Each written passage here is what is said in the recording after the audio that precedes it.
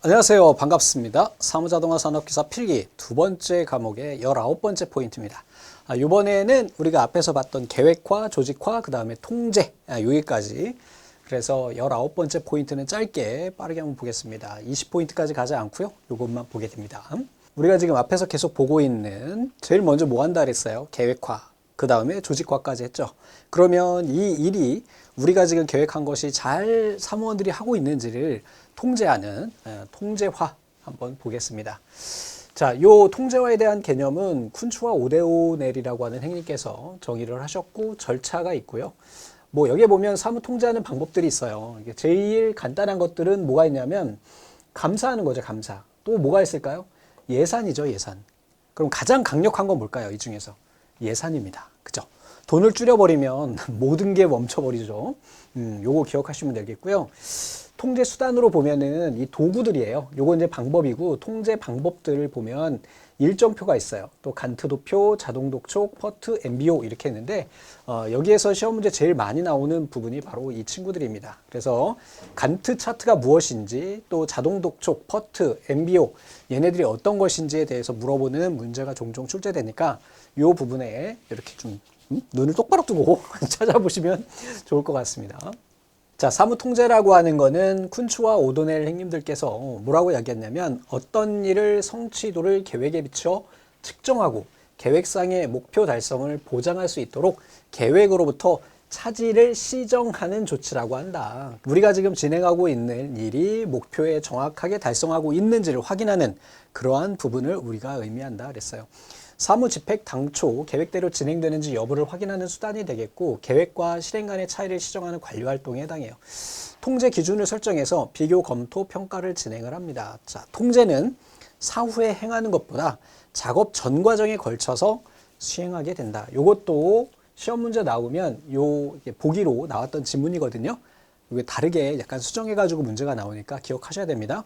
통제라고 하는 것은 어떻다? 시작부터 끝까지 계속 일관되게 이루어져야 된다라고 봐주시면 되겠습니다.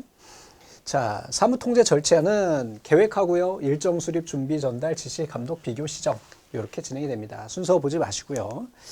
자, 통제 방법에는 정책이 있어요. 정책이라고 하는 거는 근본을 이루는 거죠. 결국은 우리가 매뉴얼이라고 해야 될까? 요렇게 요 바탕으로 해가지고 통제가 진행이 돼야 된다라는 거고, 수립된 예산을 바탕으로 경영활동을 수행하고 최초의 예산과 업무 성과 차이를 분석을 한다. 감사는 어떤 건지 아시죠? 감사. 직장생활 하시는 분들은 감사를 정기감사 우리가 보통 하잖아요. 뭐 이런 것을 의미합니다. 조사, 검사, 조회, 평가 등을 방법으로 무질서하게 행해지는 산발적인 체크 정도이거나 혹은 일정한 룰에 기초한 표본 조사 방법을 의미한다. 장표는 정해진 규칙에 따라서 작성하는 어떤 문서를 의미하는 거고, 집중하는 전반적으로, 이게 전이 빠졌네요. 전반적으로 감독자가 실시하고 관리한다. 자, 절차는 업무 수행에 있어서 준수해야 되는 규정이 되겠고, 기록은 권한을 확립하고 방향을 정해서 결과를 표시한다. 보고는 급하게 할 때는 결론, 이유, 경과 순으로 한다. 예전에는 요거 순서도 출제가 된 적이 있는데 최근에는 문제가 보이지는 않네요. 자, 일정은 목표를 명확하게 제시하고 효과적인 산출량을 통제가 가능하다. 표준은 측정을 위한 기준으로 사용되고 기계에 따라서 생산 속도나 품질 등이 결정이 될 수가 있다. 이러한 것이고, 여기서는 여러분들이 그 예산 이렇게 기억하시면 좋겠습니다. 자, 사무 통제 수단에는 우선은 일정표가 있어요. 달력이죠. 가장 흔히 사용되는 거죠. 간단하지만 특정 업무 통제할 때 필요해요. 야, 이때까지 이거 해야지. 이런 걸 의미하는 거죠. 전달판은 사무원 이름이 표시된 위치에 업무 지시서를 두어서 업무를 지시하는 거죠. 뭐 요즘에는 이렇게 전통적인 방식보다는 이제 전자적으로 하다 보니까 이 내용 자체가 너무 오래된 내용이잖아요. 그래서 아마 이 과목을 다음 개정 때 빼는 것 같습니다. 그게 맞는 것 같기도 하고요. 간트도표라는 애가 있어요. 간트도표는 이런 겁니다. 그래서 일정이 있고요. 뭐 계획은 언제부터 언제까지 하고, 또 조사는 언제부터 언제까지 하고, 설계는 언제부터 언제까지 하고, 실제 개발은 이렇게 하고, 또 뭐 평가는 이렇게 한다. 이렇게 우리 보통 칠판 같은 데다가 이렇게 그려서 하잖아요. 이걸 우리가 간트 차트라고 한다. 각 작업의 시작점과 종료점을 파악할 수 있도록 수평 막대로 기간을 나타내는 것을 우리가 뭐라고 한다? 간트 차트라고 한다. 요거 간트 차트 자주 출제됩니다. 기억하시기 바라고요.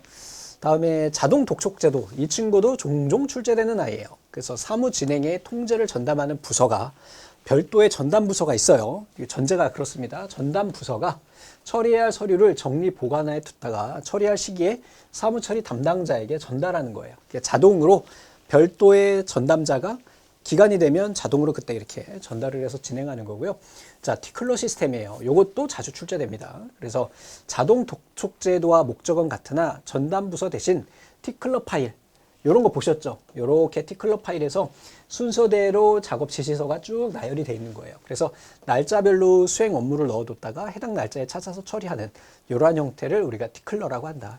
여기 이 딱지를 우리가 티클러라고 하잖아요. 티클티클. 그치? 다음에 이번엔 퍼트예요. 퍼트는 이름 그 자체가 프로그램 이밸루에이션, 평가하고 그 다음에 리뷰하는 테크닉이다 이렇게 보시면 됩니다. 그래서 이 밑에 있는 그림을 보시면 아는데 우리가 어떤 목적을 가지고 다양한 방법으로 요 타겟을 완성할 때까지 걸리는 시간을 이야기해요. 그래서 이런 방식으로 이런 경로로 갈 수도 있고 또는 이렇게 해서 이렇게 경로로 갈 수도 있고 또는 이렇게 갈 수도 있고 이렇게 갈 수도 있잖아요. 그럼 각각의 이제 소요되는 시간들이 나열이 되는데 이 중에서 가장 긴 시간을 측정을 해요. 혹시 모르니까. 그지? 우리가 계획이라고 하는 거는 항상 비관적으로 생각해야 되니까 요렇게 하는 것을 우리가 퍼트라고 이야기한다. 그래서 하나의 시간 계획을 작성할 때 사용하는 것이에요. 그래서 관리자에게 완성될 프로젝트의 정확한 요구되는 시간의 추정치를 창출할 수가 있어요. 되셨죠? 이렇게 하면은 첫 번째 작업에서 두 번째 작업, 두 번째에서 세 번째 작업까지 가는데 총 소요되는 시간들을 우리가 쉽게 계산을 할 수가 있으니까 계획 공정, 이게 계획 공정이죠. 공정에 따라 작성하고 분석함으로 간트 도표에 비해서 작업 계획을 수립하기가 쉽다. 계획 공정의 문제점을 정확하게 종합적으로 파악할 수 있다 그랬어요. 이렇게 된다라는 거. 퍼트도 자주 출제됩니다. 기억하세요. 다음에 MBO입니다. MBO는 매니지먼트 바이 오브젝트 그랬어요. 목표에 의한 관리. 이 친구도 자주 출제돼요. 목표. 우리가 지금 어떤 프로젝트를 가지고 계획하고 조직하고 통제를 통해서 일을 진행하고 있는데 이때 우리가 어떤 목표를 가지고 있느냐 이게 가장 중요한 얘기잖아요. 그래서 얘는요 하급자가요 담당하는 일의 목표를 먼저 세워요. 자기 자신이요. 그리고 그 달성 정도를 직접 평가하는 거예요. 나 자신이. 그리고 그걸 상급자에게 보고하는 이러한 형태가 바로 목표에 의한 관리다. 이거는 누가 위에서 하는 게 아니라 자발적으로 평가하는 것을 의미합니다. 역할 갈등을 느끼지 않고 권한과 책임의 영역이 명확해지고 직무를 통해서 높은 수준의 욕구 충족이 가능해요. 그러니까 내가 알아서 하는 거니까. 그리고 관리자 입장에서도 편하겠죠. 대신에 농땡이 치는 애들은 조금 힘들지. 자, 통제 과정에 관한 원칙 종류는 당연히 표준이 있어야 돼요. 중요 항목 통제 원칙, 예외의 원칙, 어느 정도 예외는 주자. 또 탄력적이어야 된다. 또 활동의 원칙, 이러한 원칙의 종류가 있다. 봐주시고요. 자, 다음에 이번에는 이제 사무 표준화로 가는 거예요. 이렇게 통제를 했으면 사무 표준화라고 하는 거는 일정 시간 내에 일정 생산량을 정하는 작업이에요. 그러니까 우리가 하루에 8시간 근무를 할 때 이때 우리가 할 수 있는 일의 양을 정확하게 알아야 이게 며칠이 걸리는지 알 수 있잖아요. 자, 그걸 확인하는 부분이 바로 사무 표준화다. 표준을 만들어내는 작업도 수단이다 그랬죠. 절차에 대해서 획일성 및 통일성을 기하는 것이고 표준화 대상은 정책, 재료, 방법, 장표, 기록 절차, 사무 설비, 사무 기기 모두 다 여기에 해당하겠죠. 사무 표준화는요. 사무 표준화 목적은 뭐 다른 말로 기대 효과라고 할 수도 있고요. 관리자의 관리 활동을 편하게 할 수가 있어요. 그러니까 예를 들어서 한 사람이 8시간 할 수 있는 만약에 워드를 친다. 그러면 하루에 8시간 동안 200자를 타이핑을 칠 수 있다고 그러면 그게 표준화가 되는 거죠. 그럼 그러면은 다른 사람들도 200장을 쳐야 되는 거지. 뭐 이런 거지. 또 직원들에 대한 감독에 있어 통제를 철저히 할 수 있어요. 야, 200장. 그지? 야, 이거 못해? 야근해야지. 그지? 사무에 대한 효과적인 감독 통제를 할 수가 있고요. 사무원의 생산 형상에 좋다. 직원들의 능력별로 활용하기에 유리하다. 사무 종사자의 근로 의욕을 높이고 능률을 증진시킬 수 있다.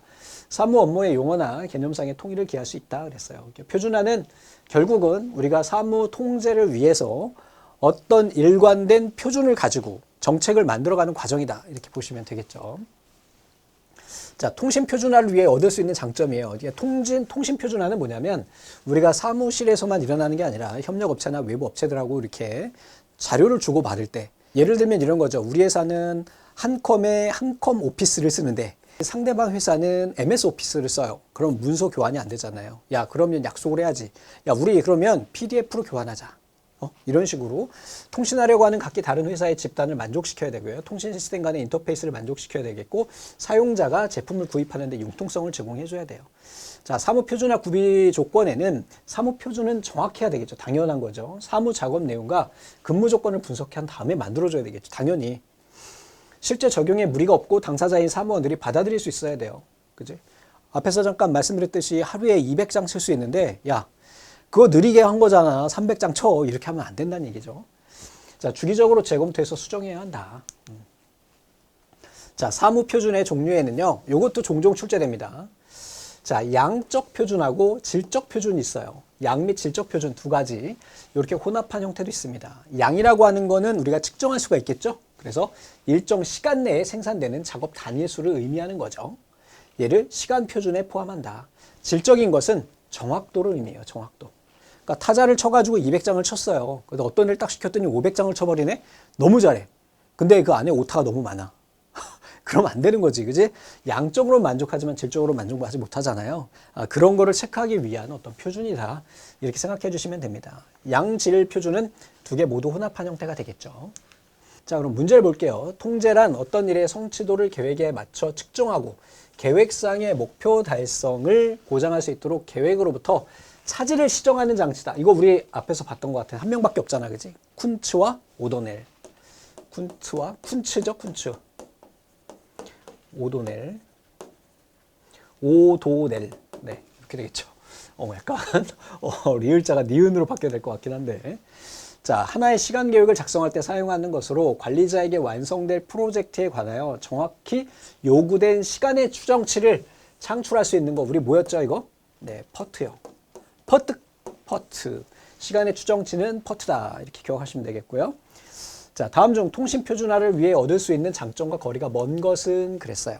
통신하려고 하는 각기 다른 회사의 집단을 만족시켜야 되겠고 하드웨어 소프트웨어 형태는 정형화되어서 호환성이 떨어진다 그랬는데 호환성이 있어야 되겠죠, 서로. 그러니까 문서 교환할 때 표준화된 문서를 사용해야 되는 거죠. 통신 시스템 간의 인터페이스를 만족시켜야 되겠고 사용자가 제품을 구매하는데 융통성을 제공해 줘야 되겠죠. 그러니까 야, 무조건 니네 MS 써 이렇게 얘기하면 안 되잖아요. MS 오피스가 비싸니까. 그치? 그럴 때 그냥 야, 우리 PDF로 변환해서 서로 교환하자 이렇게 이야기하면 깔끔하게 해결이 되겠죠. 다음 중 사무 표준화의 목적과 가장 관련이 없는 것은 그랬어요. 사무 환경 개선 표준화예요, 표준화. 직원들의 사기가 높아지며 능력별 활용이 이건 맞는 거고 감독 통제를 위해서 우리가 표준화하는 거고 공동 이해 촉진과 직원의 생산성 향상인데 사무 환경이 개선이 되는 건 아니죠. 표준화한다고 해서 일부 되긴 하겠지. 하지만 직접적인 관계는 좀 떨어지겠죠. 사무 통제 방법이 아닌 것은 예산 분산화? 아니지. 사무 통제는 집중화에 관련돼 있죠. 기록, 표준 이렇게 된다. 그래서 여기까지 해가지고 우리가 계획화, 조직화, 통제화까지 본 거고요. 사무실 위치하고 이러한 내용들은 앞에 있는 내용들과 관련성이 좀 떨어지기 때문에 나눠서 다음 시간에 이어서 진행을 하도록 하겠습니다. 자, 짧은 시간 고생하셨습니다. 감사합니다.